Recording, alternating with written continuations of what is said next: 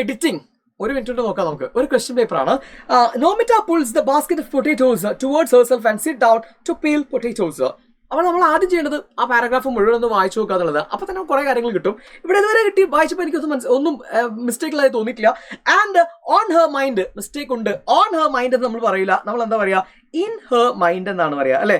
ഓണിന് പകരം അവിടെ നമ്മൾ എന്താ ഉപയോഗിക്കേണ്ടത്, ഇന്നാണ് ഉപയോഗിക്കേണ്ടത്. അത് കഴിഞ്ഞാൽ ഷീ കീപ്സ് തിങ്ക് അബൌട്ട്, തെറ്റാണ്. ഷീ കീപ്സ് കണ്ടിന്യൂ എന്നർത്ഥം. ഷീ കീപ് തിങ്കിങ് അല്ലെ, കീപ് ഡൂയിങ് എന്നാണ് നമ്മൾ പറയേണ്ടത്. സോ തിങ്ക് അല്ല അവിടെ വരിക, തിങ്കിങ് എന്നാണ് വരേണ്ടത്. റെഡിയല്ലേ?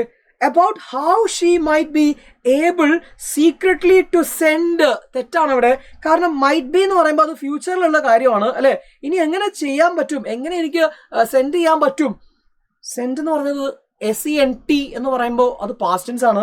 അവിടെ നമ്മൾ ഉപയോഗിക്കേണ്ടത് സെൻഡ് ആണ്, SEND ആണ് യൂസ് ചെയ്യേണ്ടത്. Okay, send her mother few rupees. കുറച്ച് പൈസ എന്ന അർത്ഥത്തിൽ വരണമെങ്കിൽ, കുറച്ച് പൈസ എന്ന അർത്ഥത്തിൽ വരണമെങ്കിൽ ഫ്യൂ അല്ല വേണ്ടത്, എ ഫ്യൂ എന്നാണ് വരേണ്ടത് അല്ലെ. എ ഫ്യൂ പോസിറ്റീവ് ആണ്, ഫ്യൂ നെഗറ്റീവ് ആണ്. ഓക്കെ, അപ്പൊ അവിടെ നമ്മൾ എന്ത് ചെയ്യണം, എ ഫ്യൂ എന്ന് ചേർത്താലേ കുറച്ച് എന്ന അർത്ഥം വരുള്ളൂ, സെന്റൻസിന്റെ മീനിങ്ങും കറക്റ്റ് ആവുള്ളൂ. അപ്പൊ ഇതുപോലെ ഒരുപാട് കാര്യങ്ങൾ നമ്മൾ പഠിക്കാറുണ്ട്.